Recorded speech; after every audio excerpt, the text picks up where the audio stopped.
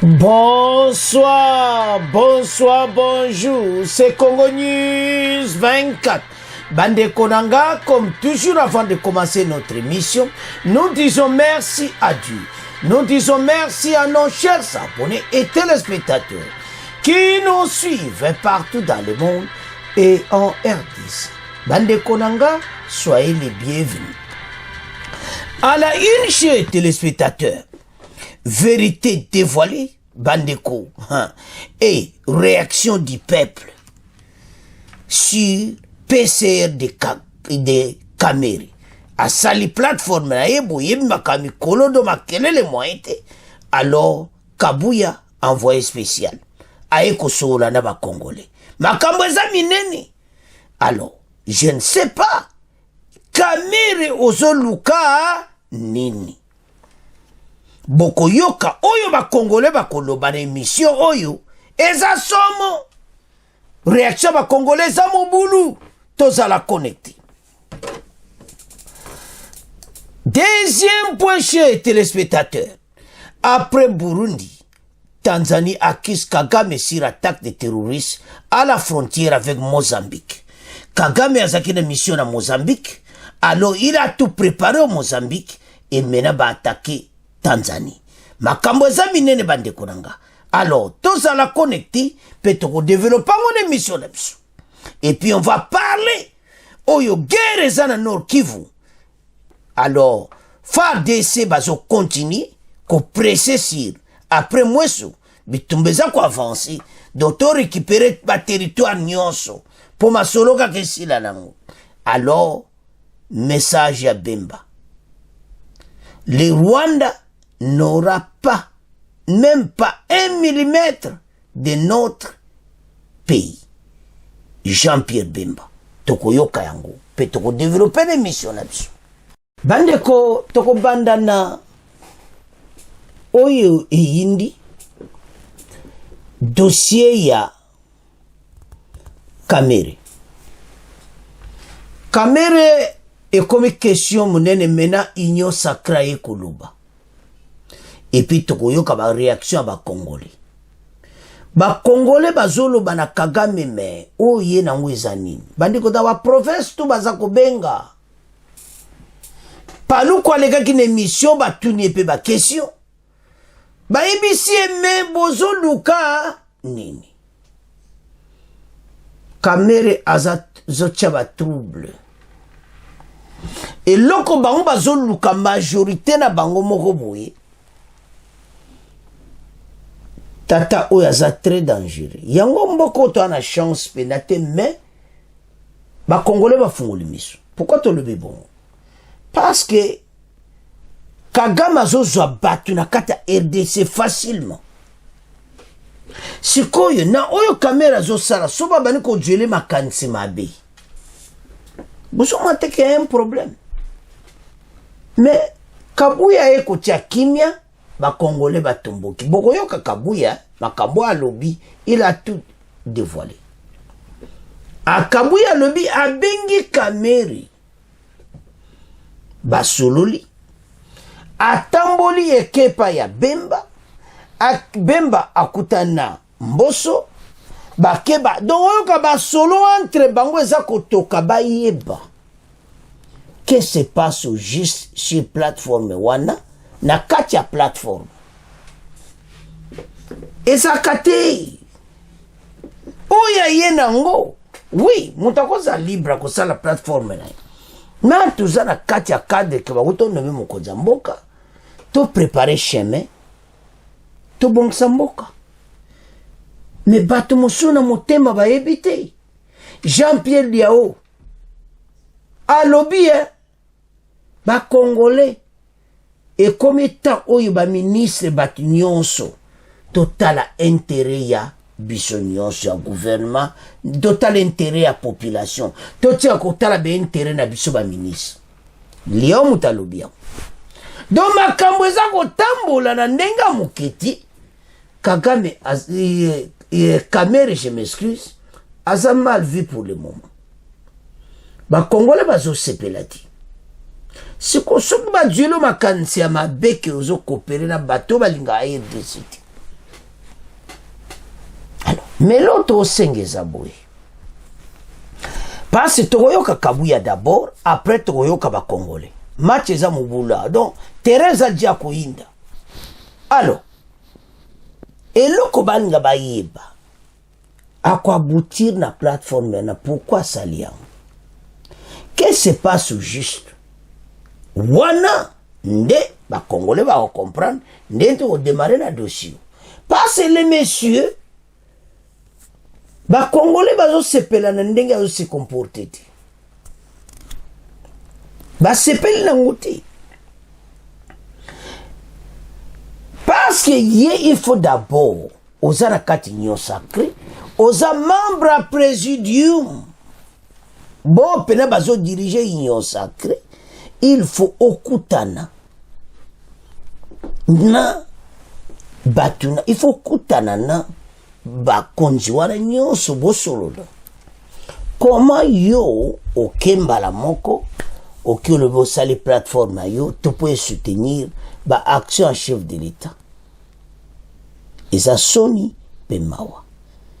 Mais tola nano Kabuya après tokoya na ba Congolais. Les grave. Vérité dévoilée bandeko. Réaction du peuple si PCR de Kamere.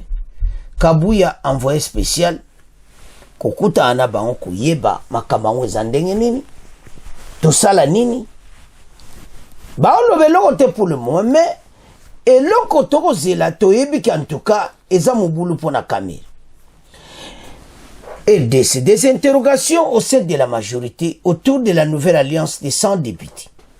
Les ministres Vital Kamerhe, Julien Paluku et Jean-Lucien Boussa et Tony Nkankou, leaders des principaux regroupements politiques au sein de la majorité, ont lancé le mardi 23 janvier à Kinshasa une alliance regroupant plus de 100 députés nationaux sur les 500 que doit compter l'Assemblée. Cette initiative interne à la majorité se veut ouverte à toute adhésion officiellement. L'IDPS, le parti présidentiel, ne s'oppose pas à la formation de ce nouveau bloc. Cependant, certains proches de Félix Tshisekedi s'interrogent sur l'opportunité de lancer cette initiative. Alors, ba proche nyonso afati batu nyonso na ba Congolais bazo sepelati. Alors, toyo kananu Kabuya, bongo après, toya na réaction à ba Congolais. Poya ba Congolais za matata. Donc Kamere, luke poko bata masoki wapi. Avançons. Les membres du présidium de l'Union sacrée de la nation sont sereins et comptent accompagner les chefs de l'État, Félix-Antoine Tshisekedi Tshilombo, durant son second mandat. Assurance donnée par le secrétaire général de l'UDPS et membre du présidium de cette plateforme politique, Augustin Kabuya. C'était à l'issue des échanges qu'il a eus avec le Premier ministre, chef du gouvernement, Jean-Michel Samalukonde Kyenge. Une visite qu'Augustin Kabuya qualifie d'une tournée de consultations et d'échanges avec les différents membres du présidium au lendemain de la sortie officielle de la plateforme politique créée par Vital Kamerhe, membre du présidium de l'Union sacrée de la nation. Ce matin, quand je l'ai eu au téléphone, je lui ai parlé que je voulais un peu vous rencontrer aussi, puisqu'il y a l'actualité qui occupe les médias, les réseaux sociaux, autour de la plateforme créée par un membre du présidium, ce qui est tout à fait normal que moi je n'ai pas condamné, puisque les membres du présidium peuvent se réunir, se concerter. Je suis d'accord avec ça, mais qu'on ne puisse pas en faire un problème pour nous diviser.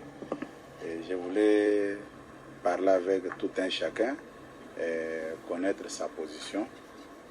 C'est ce que je viens aussi de faire avec le Premier ministre. Nous avons échangé autour de cette question. Bon, moi, ce qui me concerne, je pense que ce n'est pas un grand dossier qui peut créer des suspicions ou bien des divisions parmi nous. Bref, nous avons parlé en famille. L'initiateur de l'Union sacrée, c'est le chef de l'État. Nous travaillons parce que le chef de l'État veut que nous soyons là. L'Union sacrée n'est pas une initiative de quelqu'un. Ce n'est pas une initiative d'un membre du présidium. Mais je demande aux uns et aux autres de ne plus beaucoup dramatiser. Le secrétaire général de l'UDPS appelle les uns et les autres au calme. Bandeko Tolandi Kabuya. Bon, makambo yo, mais bango moko bazo comprendre. Pour le moment, bonne koloba, kopelisaka mota lui ka ndenge tambo na réseaux sociaux. Il faut le mazo calmer opinion. Azo calmer batu. Et Kabuya to calmer o barena yo makambo se banango kaza mutu moko achaka neka ka trouble. Ato yo calmer ba Congolais ba si ba yebi na bango. Que ye azo linga sala mouvement moko boy. Mais tout le monde. Bon, quand on voit cela, donc on voit que Kamere bientôt sera écarté de l'union sacrée. Bemba a quoi accepter ma Kambouanati. Mboso a quoi accepter. Ni Kabuyo azolo bawana. Bazo bareka batu po abumana no moto batande makabango ekende. Ndenge nini Kamere soka kuzonga sima. Ubia otika ne regroupement. Donc, c'est ça le problème. À quoi sert un groupement dans un groupement? Yoza membre présidium. Ce que zali mutumususu, azongaza na un groupe pour aluka payer azana présidium, on comprend. Mais jusque là, qu'est-ce qui se passe au juste Vital Kamerhe? Mais Oyo Kabuya lobe ba Congolais baza contre donc baza kuta opposi ba boyi penza ki asala yango ba lobe za na tinati toza jane nyo sacré ozo na ngweza nini Kabuya utoloba c'est initiative à chef de l'état union sacré donc tant yo za na kati yon initiative wana yon go sali kam fo bo solo là bon il y a zomona kaza besoin de la mobakene nango mais il va finir na ebita ça sera très mal pour lui parce que tala aneo yo eza na ba décision na justice ça va changer ba comprendre que situation ndenge komi fo mutu nyonso ameko bongsambo pour deuxième mandat ezande makambo facha zo ke na vitesse de croisière. Donc, bakudio wana nzelo za la position telle batu balekani. Donc, zalaka prêt na nyonso. Alors, maintenant, si vous avez la dossier, au moins clair meti, Kamere azana fouti. Kabuya ko calme biso a meza maoto. Boyo kasiko ba Congolais. Vous comprendre que les messieurs azana problème sérieux. Ba Congolais ba lobby ozo sala yango. Mais ça n'a pas de sens. Ba Congolais maintenant pour le moment bazana besoin bo avancer mboka bo sala ni rapide ke bo koma yo luka majorité c'est-à-dire makamwana toute direction ezaka moko bazo kene même route ezako luka premier ministre pona ya mona ke asa pena na batuti asanksa moi batu faut être yale kabaninga comme ça ya bima premier ministre c'est faux parce que vous êtes dans l'union sacrée. Bako tchomo panzi bango tout basangana ensemble. Déjà IDPS a zone na parti pour bako 238. Yozana 100. Donc batianga 12 et ça 250 majorité. C'est comme babiloko nyonso. O yazolinga crier. Et ko benda ke bo musamba réunion parce que ba consultation Kabuya tambole pa na bango nyonso. Et l'axini. Azo yeba position to sani. Tout ça, bon, tu es écarté, bon, tout ça, bon, quitter, tout ça. Donc, et qu'on sait que Kamere va quitter. Bon, soit quitter sur ton commandé, il y aura un problème encore. Oh, il y a chose, bon, bazolinguez à la bongoté. Kazala nano, toi avance, parce que maintenant, toi, besoin de la population. Et comme l'heure makambo est bien, il faut qu'on crée les kamota les abatumususu. On n'associe pas quoi associer bango te na vieux te vivaka.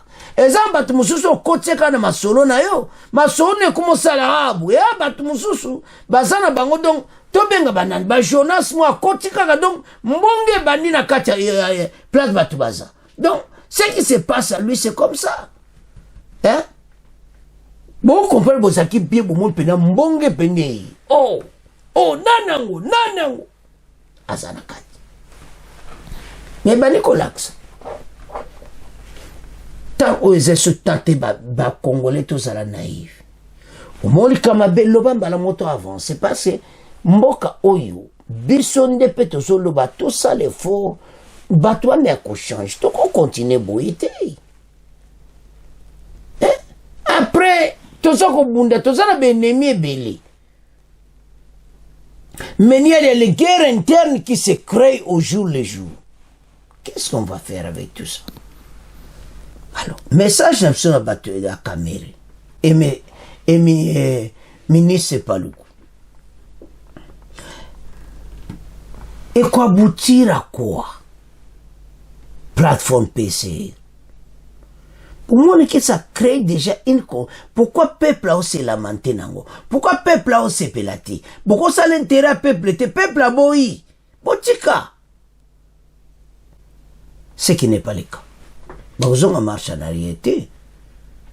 Ma soleza mouboulou. Toyo kaba Congolais de batumboki. To avance. Bazana kanda.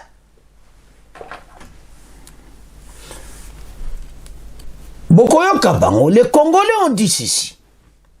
Kamere, à quoi sert plateforme? On a déjà plateforme Moussouza. Moussouza lobby, mais Yozo Lobake, Makamo Konzamboka, Saliboa, parce que Julien Paloukou que vous voyez, c'est lui d'ailleurs y a ma question.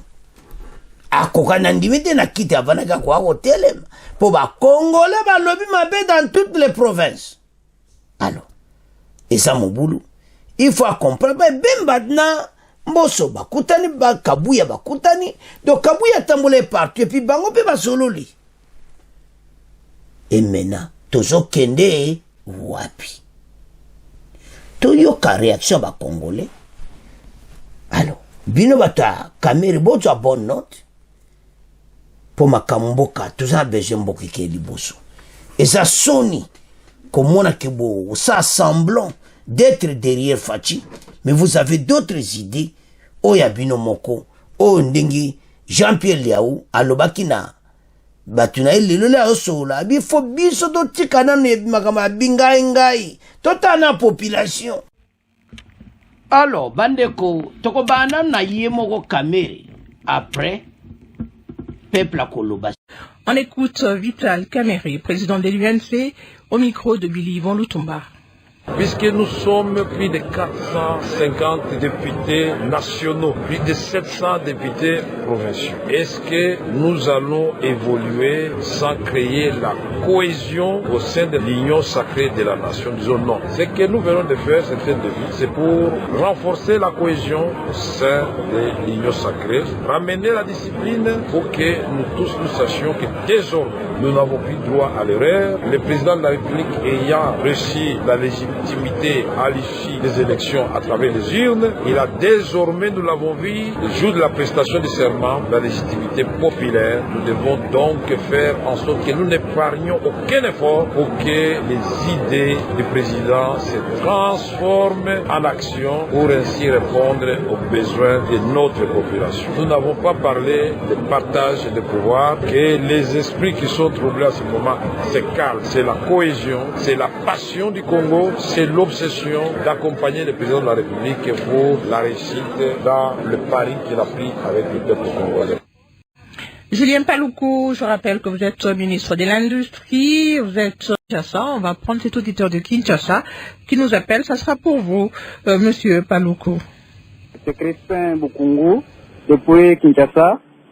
À mon humble avis, je pense que cette plateforme n'a pas vraiment l'ambition de renforcer la cohésion au sein de l'Union sacrée, car c'est déjà une division, même de l'Union sacrée. Dans la logique des choses, on ne devrait pas avoir une plateforme au sein d'une autre plateforme. Le président de la République doit être prudent, car cette plateforme risque de les surprendre. Je ne sais même pas s'il a été non seulement informé, mais aussi d'accord avant la création de cette histoire. Le problème au Congo n'est pas avoir plusieurs partis et regroupements, mais plutôt les hommes conscients pour l'intérêt général de tous. Cette plateforme va nous surprendre. Si le président Kamere, qui devient de plus en plus vital, comme son nom, n'était pas deuxième force politique de l'Union sacrée, on n'aurait peut-être pas eu cette histoire. Bref, cette plateforme n'a qu'un intérêt de rechercher les intérêts personnels pour le prochain gouvernement qui sera bientôt formé, parce qu'il est majoritaire de l'Union sacrée pour le moment, deuxième force, et avec la coalition, ça c'est résoudre un problème en créant un autre problème. Julien Paluku. Oui, merci madame. Moi je pense que les gens ne connaissent pas le président de la République, Félix Antoine Tshisekedi. Ce n'est pas au président Félix à qui il faut faire du chantage. Sinon, il aurait abdiqué face à l'agression rwandaise que nous subissons. Il suffit de voir ses positions face à cette agression pour bien comprendre qu'on ne fait jamais du chantage à Félix Antoine Tshisekedi. Donc je voudrais que les gens comprennent que notre démarche n'a d'objectif que de cimenter la cohésion au sein de notre famille politique. Les internautes sont très nombreux aussi à réagir. Georges Mata, qui nous suit, pense que ce groupe est manipulé par une force invisible pour affaiblir le chef de l'État. Leur aventure va se terminer en eau de boudin. David Ntonga, depuis Bunia, je trouve que cette création du PCR comme une division que certains membres de l'Union sacrée veulent créer sans vouloir voilà, la volonté des autres. Je crois que c'est ce qu'il a écrit. Anthony, depuis Lubumbashi, c'est le moment où les acteurs politiques commencent à viser leurs intérêts personnels et je crains que ce prochain mandat se solde à la fin comme celui qui vient de passer. Alors on se rend à Lubero, au Nord Kivu, pour écouter cet autre auditeur. Maître Abner Kivo depuis Kirumba dans le Lubero, c'est au Nord Kivu.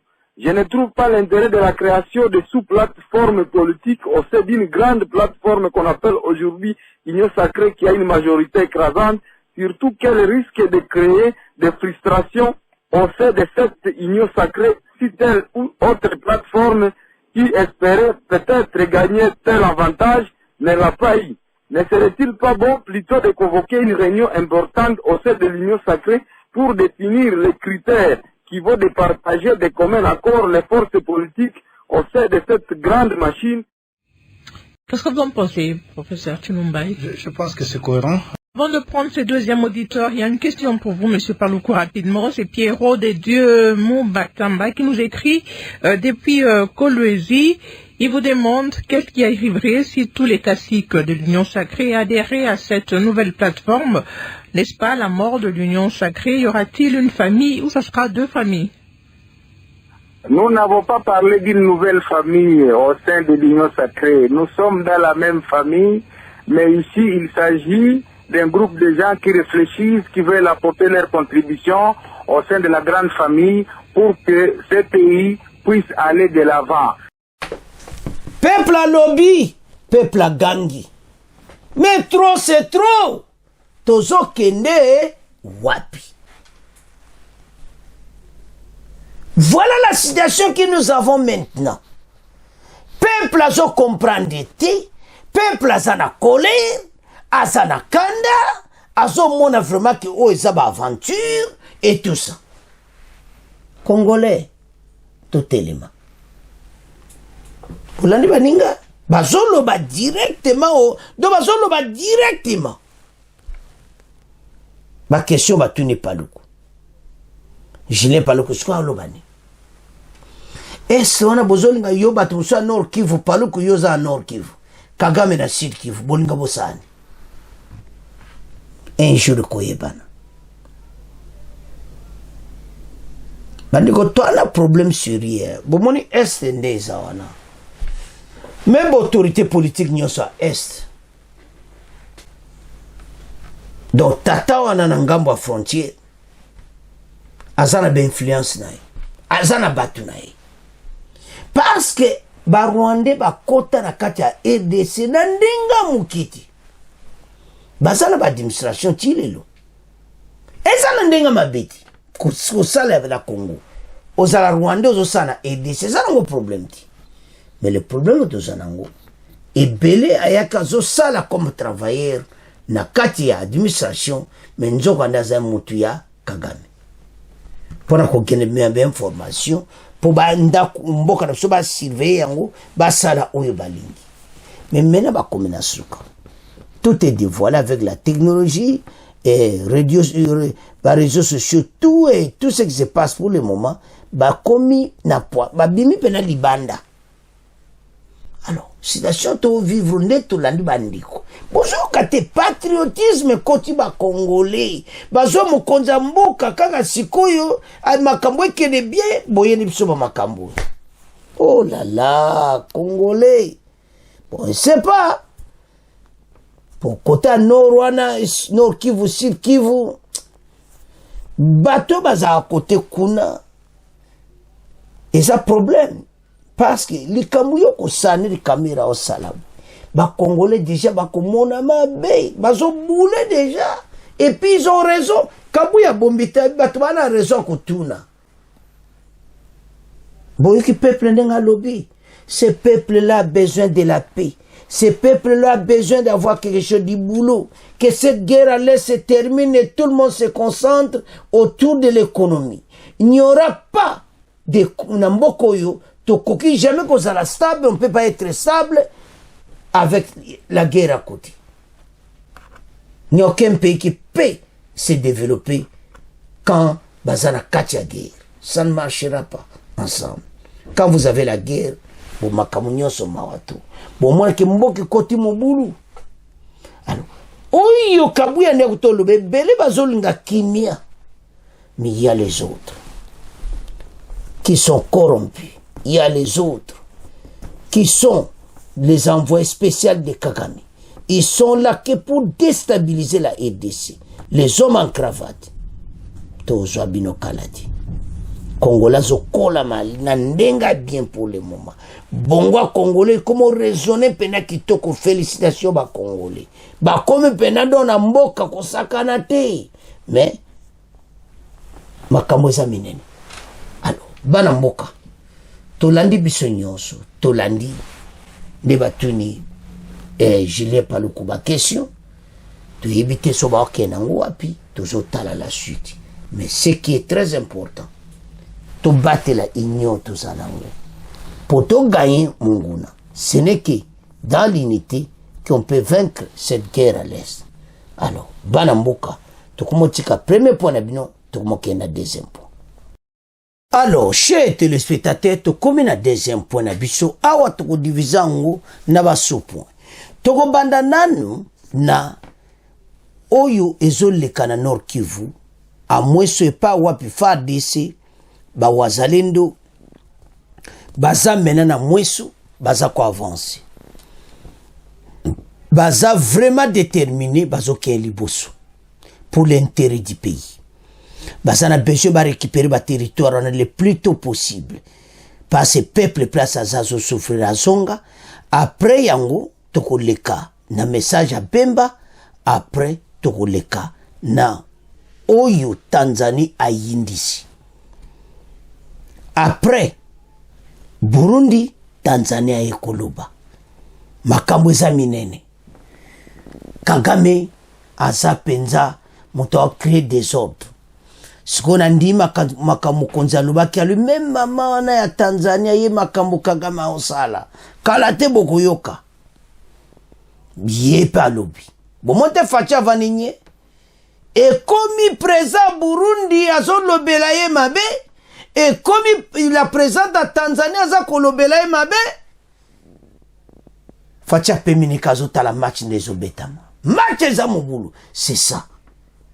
Oyo kana kosaka un esprit à mutu bakosaka un esprit à Kagame président Rwanda kokoma na point ki alubi Fachi Fachi pena osale pena momona nde oza bonde ba osala asa na problème mais tozo ya na pona bokoyoka.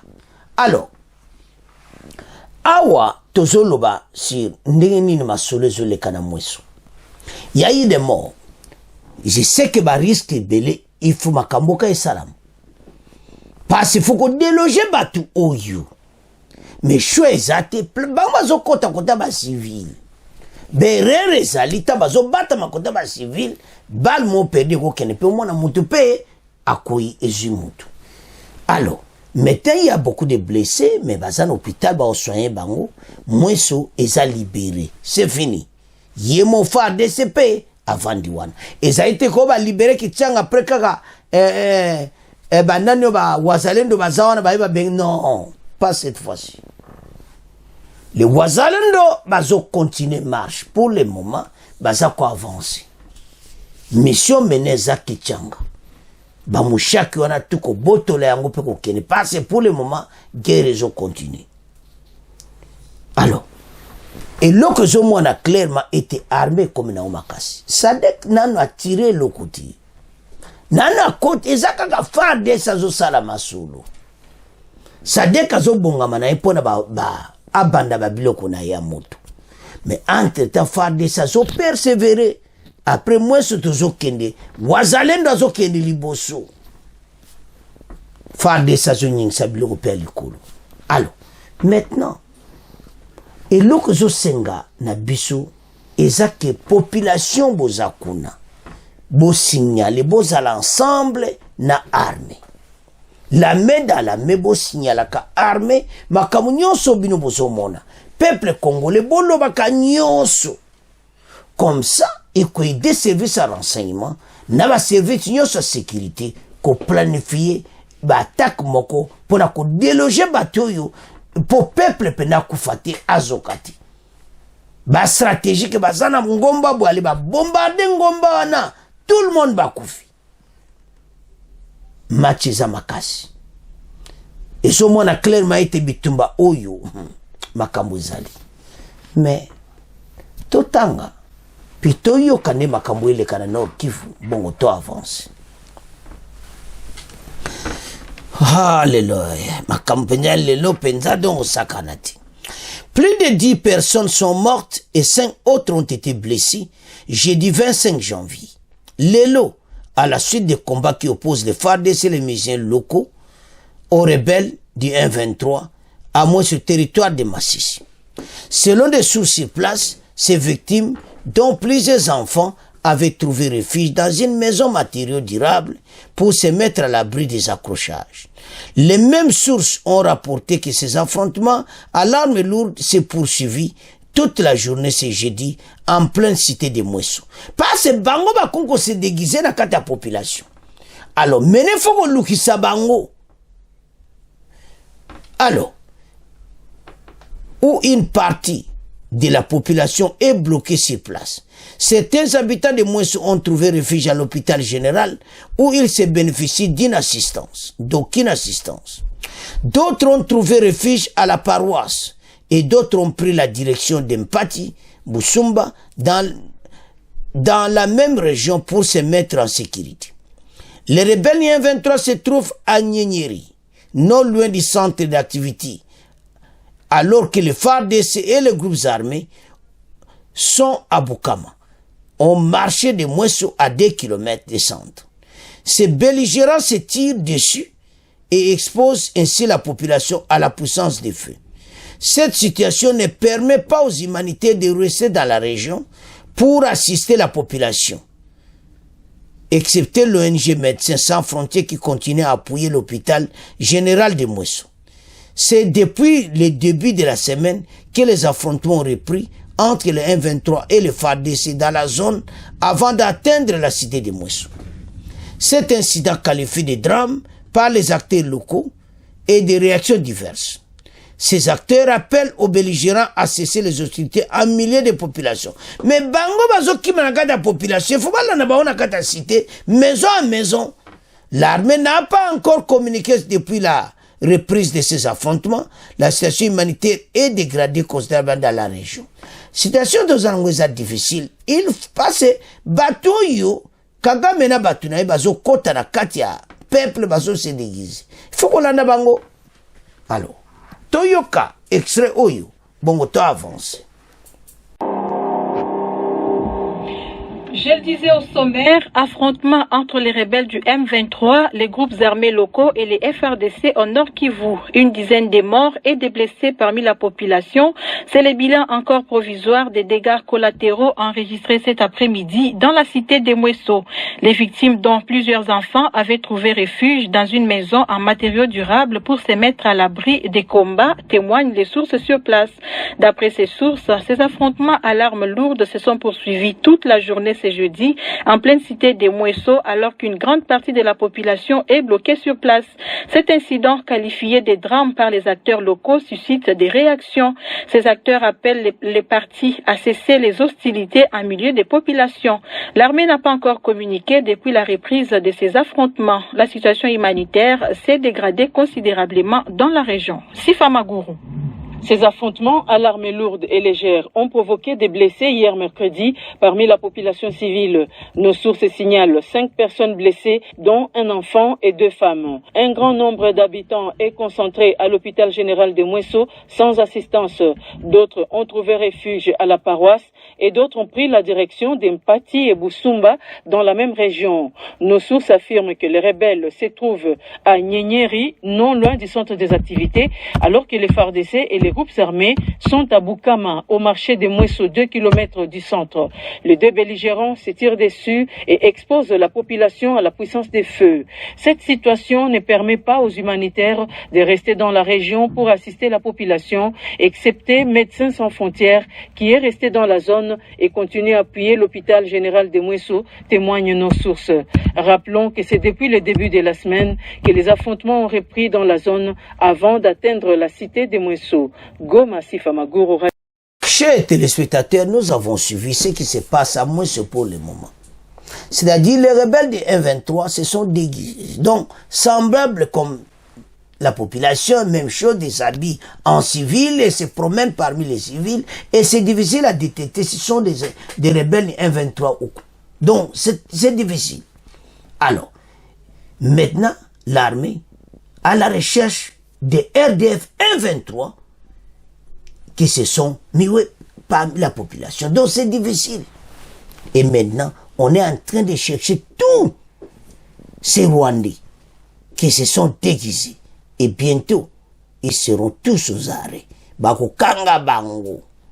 Parce que bango bakansi, bazo dévier, non. Bako zo bango. Et ndenge baza kanga bango, bandeko ebele. Parce que l'arme peut insulter, mais continue à la chemise à la population. Mais bah oui, babang. Yango moni cité moins pour le moment recherche. Kanga bango. Ante tabitumba déjà ça quoi avancer à 2 km à centre-ville. Kuna ne boazo biba Hollanda bango. Alors, tolandi biso nyonso. Et là on senga ba Congolais anine. Il faut tout le monde derrière FARDC, notre armée. Bendele Koyati. Allez jusqu'au bout FARDC. Tozana besoin bokende directement, allez-y, passez par Kichanga, Kiwanza, Bunagana. C'est ce qu'on attend. Parce que ce peuple-là a beaucoup souffert. Donc, quand on voit cette souffrance, ça fait mal. Notre bazana, place où il y a Tikinda Kunaï. Yomo occidentaux, tabatika, ba aide humanitaire oyo. Kabou avait dit ça, et c'est hypocrisie. Bozo ko pesa aide humanitaire pour batu bakimi. Mais ce peuple-là, ça a besoin, kaka nango, a besoin zonga ndaku na ye, akende bilanga na ye. Mais, bientôt. Parce que position oyo farde sa zoke nango. Eze sous makamute o yaba EAC o bayako tchapso wa mobulu eze sous bangote. Ils sont tous partis, ils ont quitté le territoire. Quand bazo quitté, wana bazo sekana wanga okasi makambo ne pas c'est bon ba tiki 123 kawan. Na ba place de moins sur le lieu. Mais bon EAC zaki wana. Comment na maboko ya 123. Donc en tout ça tozana lutte ko sakanati basolinga bazonga bakometoza ko avancer na bango pour le moment eza non stop marche en arrière ti bozonga tina Bunagana après bokoti Rwanda bokeso ki wapi. Alors ezo mona clairement bitumbo toko gaye yango mais Congolais zala serre makambo tozo vivre na est eza ba réalité eza makambo zo tungsa mututu mais tu comme na suka nango. Alors ce que zotala au monde a clairement été mboka na biso tozo vivre ba situation difficile. Alors tokende na Bemba Bemba lobi ke Kagame otikala kozwa ata centimètre moko te. Asalaki interview alobi penza. Alors, soko azoloba c'est parce que Kagame ayokaki oto baza kosala biso tokuvaincre guerre oyo. Et puis tozassure totanga oya Bemba après toleka na Tanzanie. Bandeko moi totia pena bekrito yati mais tokotangela bino parce que eza oyo ba somme. Dans une interview bandeko accordée à SADC News, le ministre congolais de la Défense Jean-Pierre Bemba a affirmé que le problème dans la sous-région est le Rwanda, qui selon lui voudrait s'accaparer des ressources minières congolaises, notamment les coltans. Le problème est le Rwanda, bien que le Rwanda ne possède pas de coltan, si son sol des statistiques les désigne comme le premier producteur. Statistiques nyonso zolaksaki, Rwanda est premier producteur. C'est là la source de conflit. Mais ils n'auront même pas 1 millimètre de notre pays, a déclaré Jean-Pierre Bemba. En début de semaine, au cours d'une interview accordée à France 24, le ministre des Communications et Médias Patrick Mouya a indiqué que le mal dans la sous-région s'appelle Paul Kagame.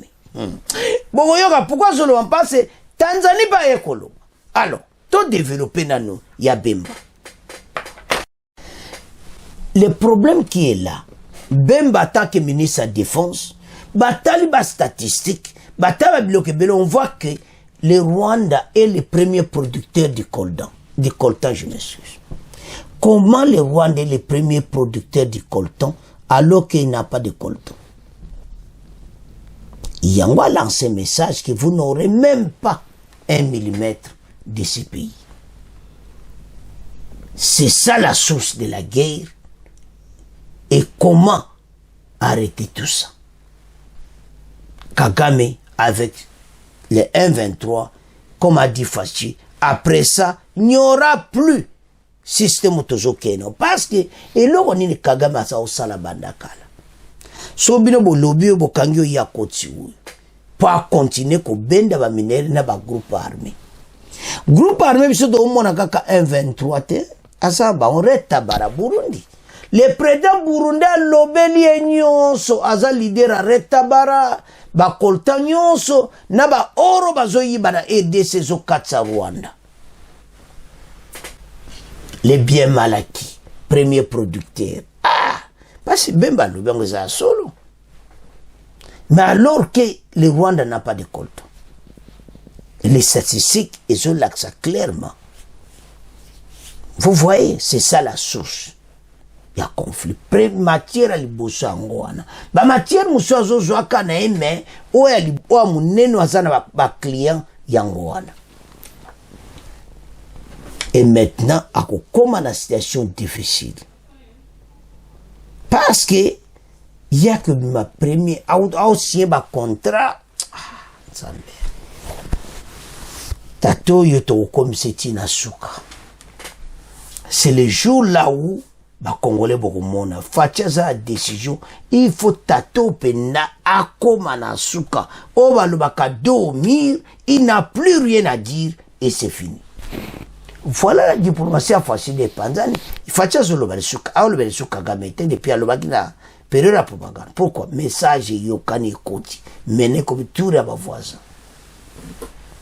Burundi a lobby mabe a lobby kout na ba jeune à Rwanda bossis. Bossa la soulèvement populaire bobenganaï. Alors maintenant, surtout comprendre la région basée sur la posanaïti.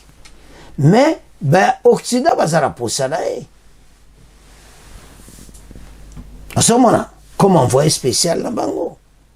Ba dégami ele ke pana biso Kagama osala. Batou na bayebi. Et la situation qui est là, biso peut comme mayele. Bango pe bayebi ke biso sino yeba kompe mayele. Baza ko imposer sur RDC penata. Et maintenant la situation to comme nango. Donc Bemba en tout cas aza vraiment ko telema na ba pon wana. Alors, maintenant, président Burundi alobeli mena Tanzania ye. Bandeko, ya Tanzania za pena lisolo te. Aye pena kosakola. Tout ce qui se passe au Mozambique, ba français baza ciment, pona baza na pétrole na bango kuna Mozambique. Ya total. Alors si pote ben intérêt na bango kuna na Mozambique. Et maintenant, un groupe de terroristes s'est formé na Mozambique, na RDF M23, ba attaquer Tanzanie. Kande ba attaquer ki Burundi. Alors, maman na yeko ganga. Les problèmes dans la région, c'est M. Kagame. L'air est grave. Bandeko, ezo salamawa. Moi, pena, nyos to komeate, nde bozo mona na photo. Mama oya lobi ki bozo tala carte wana ya bisu ya Afrique. Tala frontière à Tanzanie na Zimbabwe. Ha la la. Tala Rwanda muke kuna ta Burundi awa tala EDC yewana na couleur verte. Le plus grand pays. Alors, maintenant, qu'est-ce qui se passe au juste? Bambo village au frontalier na Mozambique. Chaque fois, on a une incursion à terroriste. Ils ont tué. Baboma qui pende bele kande baboma qui na Burundi. Et ça banani RDF na ba terroriste wana ya Zimbabwe. Donc Kagame azo coopérer partout. Soki baninga région nyonso baolo bana yo. Burundi azo lobango keto sangana to bengana munguna. Munguna ezana ni président Rwandi. Mama oyo alobi penza. L'air est grave. Facile avait dit, mais n'est comme réalité. Alors, on parle déjà que baza wana nous mona nord à Mozambique, ba koti Tanzanie, ba bomi batu. Azo luka nini. L'heure est grave, to développer ma solo. Bana mboka situation tozana ngweza mawa. Eza pasi na région. Fachalo ke même maman na Tanzanie lelote. Mama yeko ganga. Ba terroriste wana ba uta Zimbabwe nzonga nde baza batusu ba Rwanda RDF nde to benga na ndenge zepana biso. Ake sala musuku. Pona ben terra pétrole. Pétrole ango bazo kabolango richesse na ba français.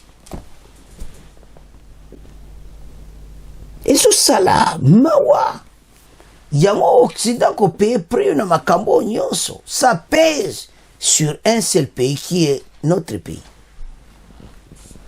Donc région a troublé. Yango bemba c'est clairement on nyonso salo tiko jouer le côté. Bandeko nde omoni pays na surtout za ko avancer. Rwanda okoma na problème syrien à venir. Tant que yazo na kalo kwa dictateur alimpe ko longwati azo continuer dictature na ye a continuer comme menacer parce na ba voisin nyonso il y aura un problème pour la président Rwanda atika mboka na biso ben terena ya ke pa mususu tala lelo Tanzanie azaki mama wana pena ki bien ai mais talo asali mama wana bakoti kande bakota ki na Burundi ils ont tué sikoyo mutabwe vraiment voisin oyo pene photo tika na mpanzi baza il faut penda biso na bango pene ba frontières zaka okangama et c'est tout to bossa na tata oyo mayeba ete la montée en puissance se continue to comme na point que yé pena ovanda nyepo na libela alors bana mboka ezo salamawa tala tina mama oyo ya Tanzanie asolela pona tata o Kagame azabien na makambo troubler la région des Grands Lacs et ça d'évolution Donc nde bazana EAC kozaka mal vu bakonzi ba comprendre pe bazo ba décision makasi mikolo oyo pour barrer la route à tous ces gens oyo ba déstabiliser mboka na biso. To a besoin population na biso zonga na ndako na bango. Alors bana mboka eza pasi be mawa to landi biso nyonso. Alors c'est à ce point de comment clôturer mission na biso. Bon continuez à s'abonner massivement. Au revoir.